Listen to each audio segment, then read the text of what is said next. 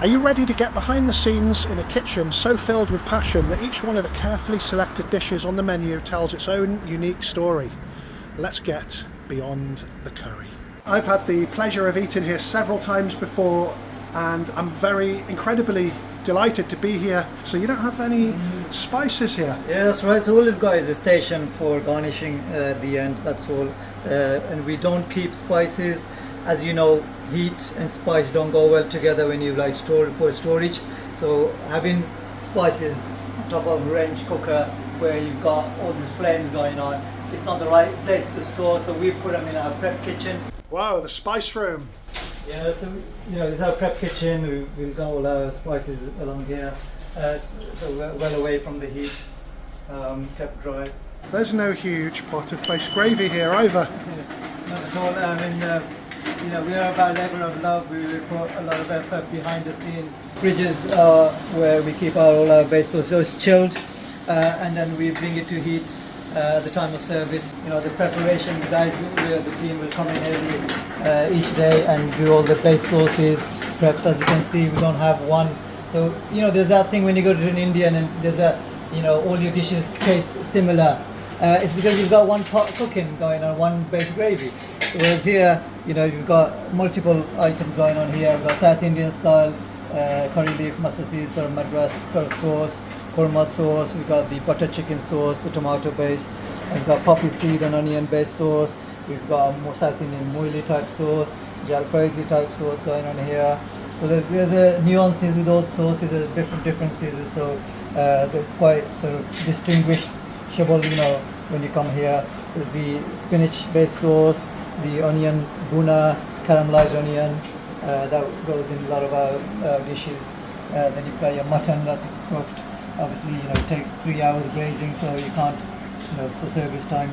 And you've got your chicken base that we use in our curry. No shortcuts. No shortcuts. One of those cuisines that lasted for centuries. We don't necessarily need to mimic one culture to another. I understand, the fascination of us sort of merging cultures and then cooking in fusion ways, which is absolutely fine, but you also need to be confident in what you do and know what you're providing and have a sense of sort of understanding of why you do what you do and not get lost in the whole total process and then sort of one day you're from one region to another region and sort of you're getting all convoluted and you sort of mixed into the whole ethos of what you do. So every chef has his own philosophy, and this is there's no right and wrong.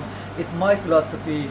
I sort of draw from my roots, and this is where my energy comes from, and that's how I love to cook, and I get the best results because of that. Whereas when you're trying to be too pretentious and you're thinking of the end user more than the rationale of why you're cooking and doing what you do, you see. So your focus is on the pleasing of others, or what you call it, and rather than improving your art, improving what you do, and focus on the flavor profiles and understanding exactly why you do what you do. As a patron chef, what's your ethos? It's not that difficult really. So it's about me presenting food that comes from within. It's not sort of pretentious food that sort of wins people over on flavor, and it's all about the flavor really. So that's the basic notion, the starting point for anything. Do you have any advice for anybody that wants to start out as a chef or a restaurateur? So first of all, to begin to learn, you have to respect the teacher, you have to respect the learning, rather than trying to jump the gun. And nowadays it's about celebrity culture, isn't it? A good chef knows it's all about the graft. You have to put in the graft first and the building blocks. You have to spend a lot of time in it before you realize for yourself. The penny will drop, and you will realize your niche and what you're good at. You don't need to mimic another famous chef or a celebrity.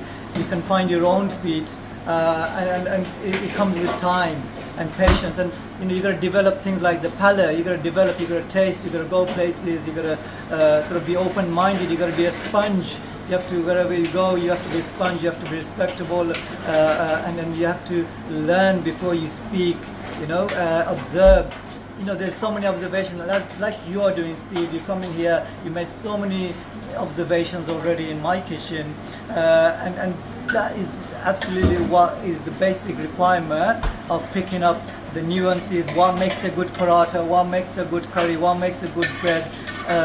So anyone can make a pakora, right? But can you make a good pakora? What represents a good pakora? So there's a lot of things that we need to know before we don a chef coat and a hat and think we are a chef. Be yourself and be confident with what you produce. And then it's not, it's a lot of the times you're competing against yourself really. So as long as you improve in the process and you come out a better cook out of that process, I think that in itself is quite rewarding.